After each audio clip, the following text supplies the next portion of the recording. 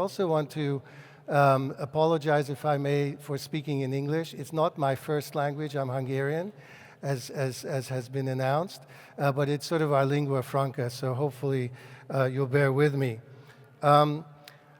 So, as Pepe has already said, this new beginning for the museum is also an opportunity to take stock, to reflect, to think about what the museum is or can be.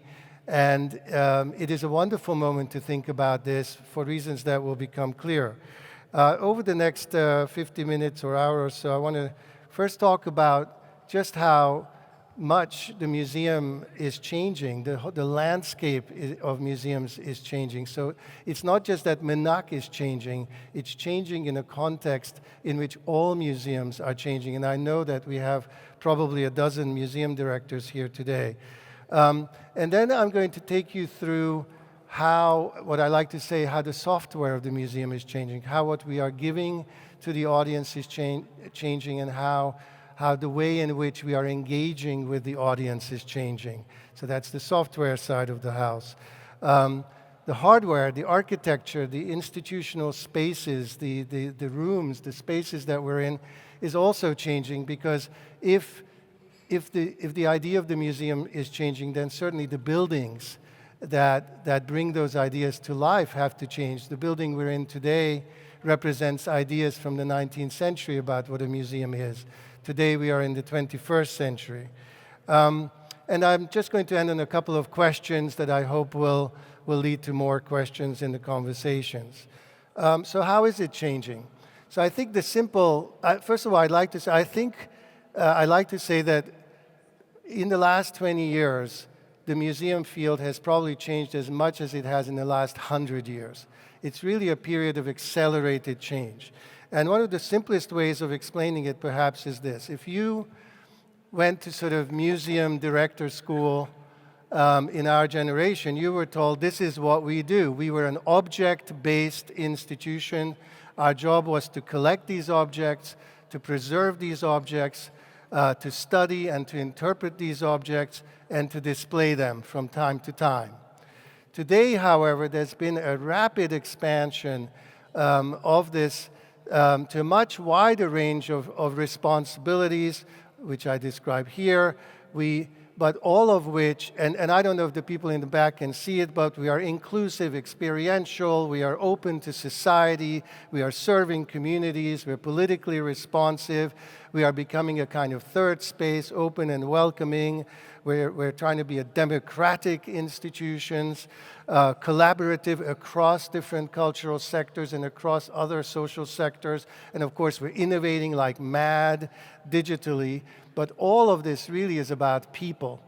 We are pivoting from being object-based institutions to also really taking seriously our role as an institution for people. Not that we were not, but there's a change in emphasis.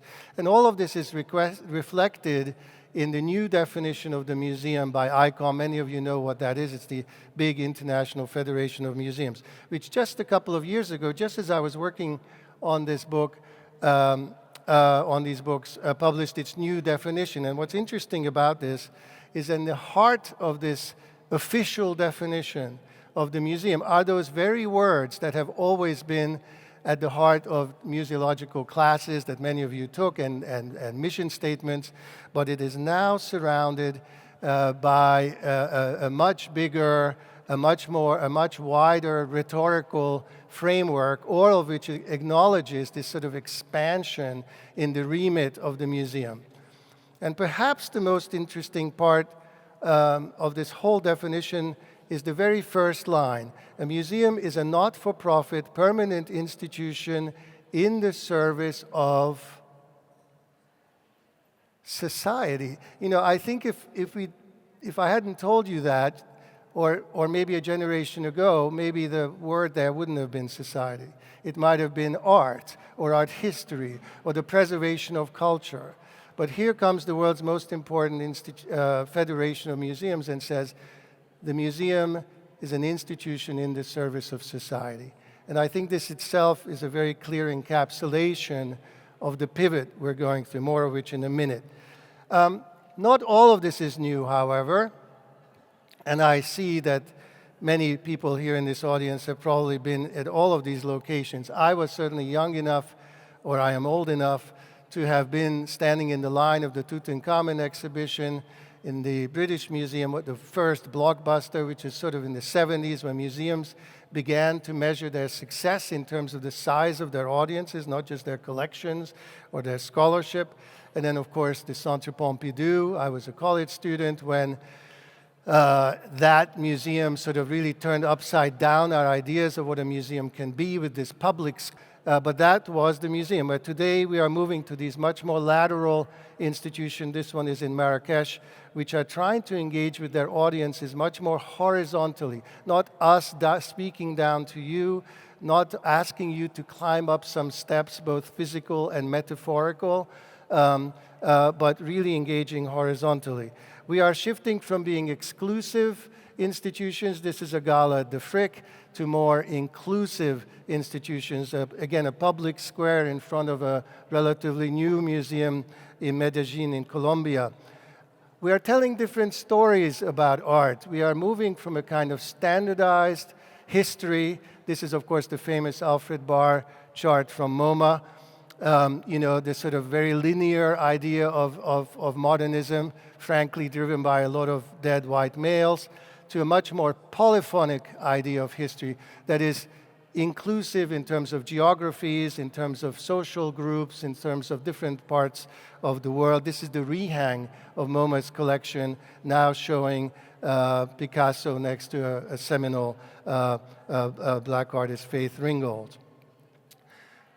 We're changing the approach of the museum from a pedagogic institution, which is not to say that we are no longer educating, but from being a place where there are these mysteries that we impart to you, to a place that is more experiential, a place that you can encounter on your own terms, right? It's an experience. This is great for us, by the way, because we are living in the experience economy. And by the way, people will want to share those experiences with their loved ones on their phones. Yes, they are bringing their phones to the museum. Get used to it.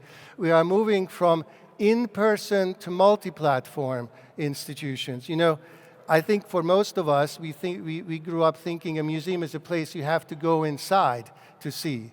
But I think in the pandemic, we really learned, this is, by the way, a project in Tel Aviv where they were projecting the museum onto walls around the city, that we can project the museum outward. And in fact, I think a lot of the transformation of MNAC is partly about that, opening up the museum.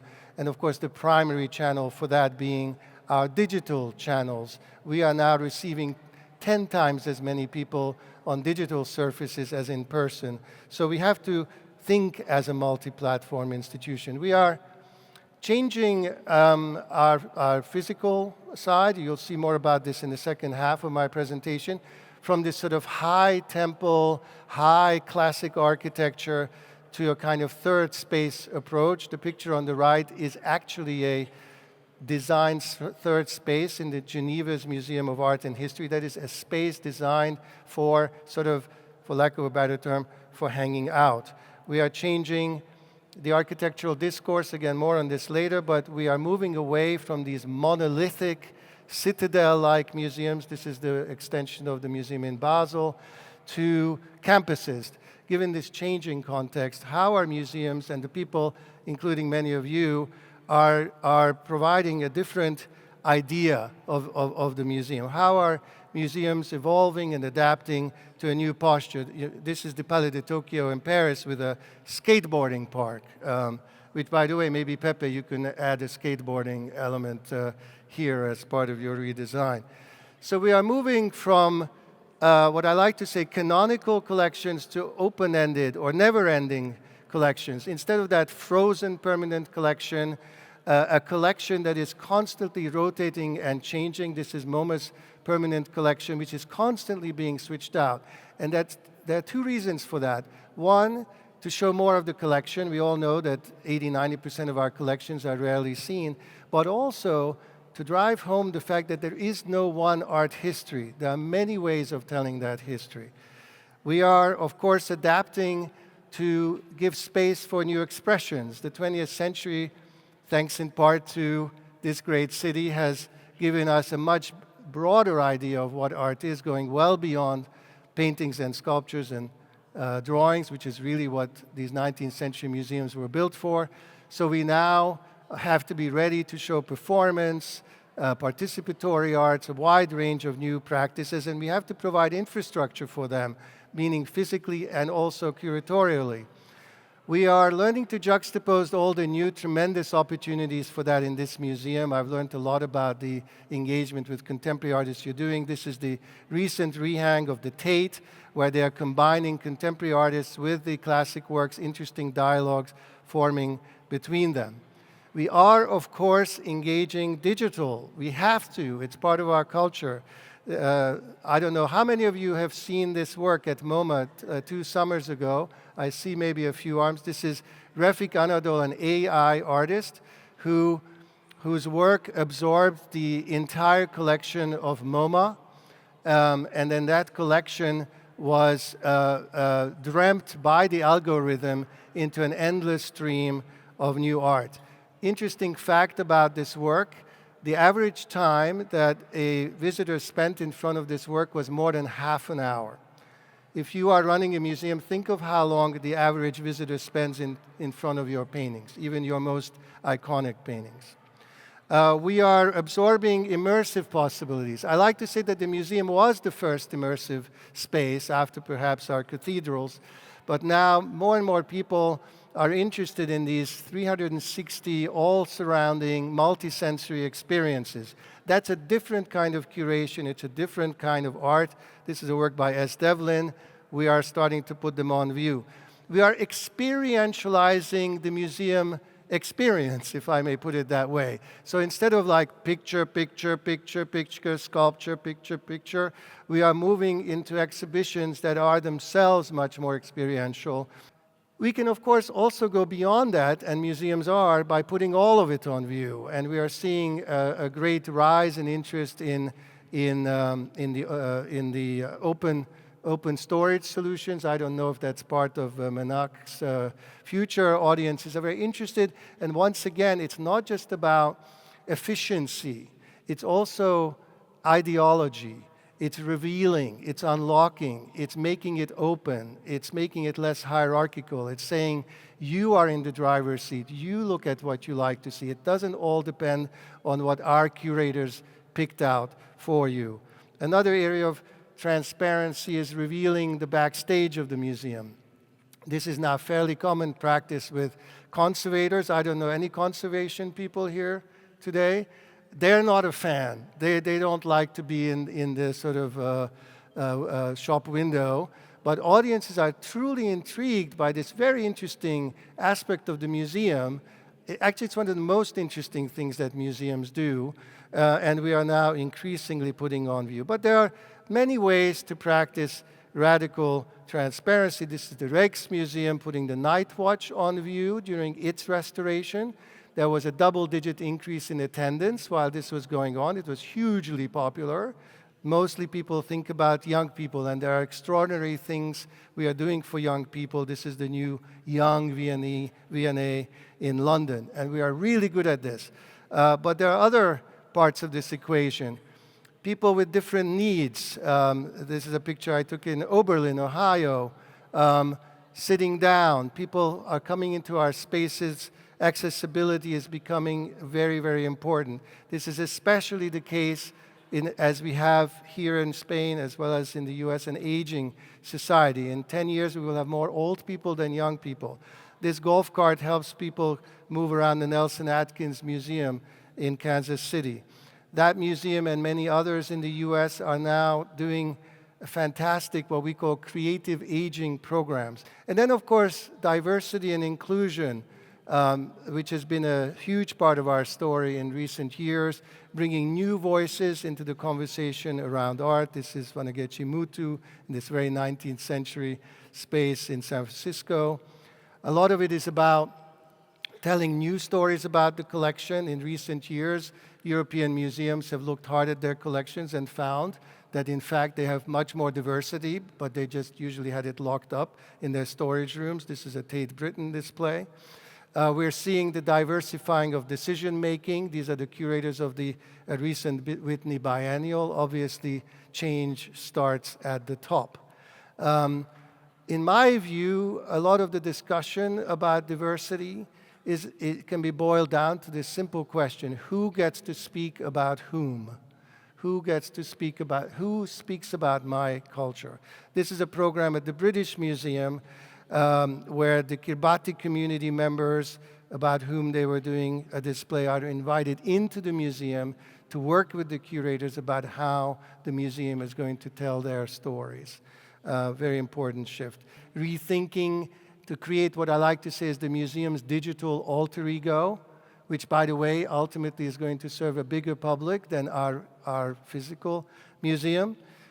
Personally, I think some of the most interesting possibilities inside the museum are going to be with augmented reality, not so much virtual reality, which isolates people. Of course, a lot is happening here. We're working with a wonderful museum navigation app that speaks 25 languages. But I think augmented reality might be quite interesting. This is at the Natural History Museum in London. We're also adding new functions to the museums. One of my favorite ideas, which I often tell museum people, is let's add co-working spaces. We have Wi-Fi, we have coffee. Why don't people come with their laptops and hang out at the museum? We are adding incubator spaces as well, making the museum a player in the invention of a new future. If the museum is indeed changing so rapidly, and I hope that everything I've said to you so far confirms that this is a moving target, then how can architecture and design support that change? And that, of course, is a crucial question here at MNAC as it begins to think deeply about its new infrastructure. That first and foremost means what I like to say is softening the threshold, making it super easy for people to come in. This is the Broad Museum in LA. The entry from the street is seamless, and there's not even a welcome desk in this museum. You go straight up into the galleries. Many classic museums, similar to this one, have done this very obvious move, which is enter from the ground floor. This is the National Museum in Scotland. This is maybe one of my favorite ideas and examples.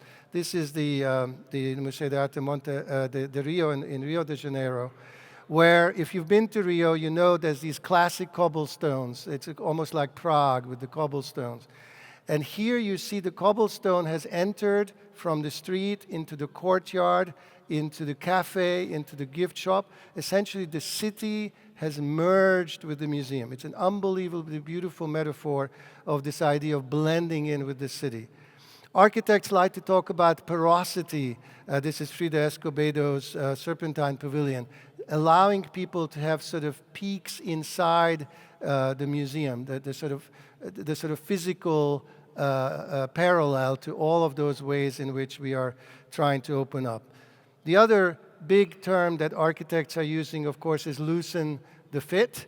That is to say, flexibility. This is the same space in Renzo Piano's new Whitney Museum using 4 different functions. A performance hall, cultivation dinner, yoga, dance. It has a sprung floor. Why do we need this flexibility? Because we have no idea how the future wants to use our museum, so we have to build it in. Some of the boundaries between the exhibition halls and the social spaces. We must recognize that the reason why we keep this separation is an inheritance of a very romantic idea. Art is sacred, everything else is profane. So we have to separate these two, but do we really? So we are now seeing museums sort of make these boundaries much more porous. You're seeing other kinds of blendings and blurring. We are seeing programming and hangout spaces blend. Many museums are now doing this, where their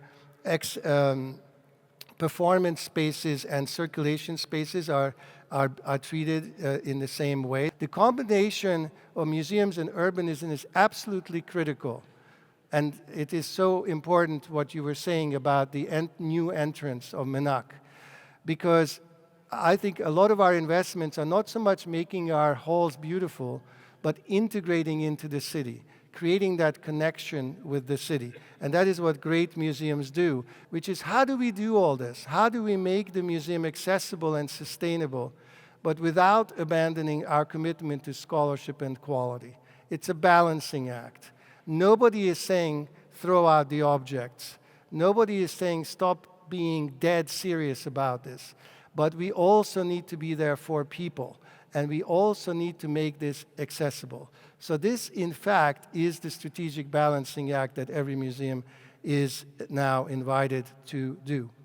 Second, and this is a little dark, but I have to say it, will the museum continue to help frame the public conversation around art, culture, science, or whatever area you're in? We all take it for granted, our generations take it for granted, that the primary arbiter of discourse around arts and culture is the art museum. But will that be the case for our children? We have a lot of work to do, I believe. Thirdly, very obvious topic of the day, how do we deal with emergent challenges such as AI? Also, all the related questions around IP, regulation, access, etc. I think the opportunities are absolutely tremendous.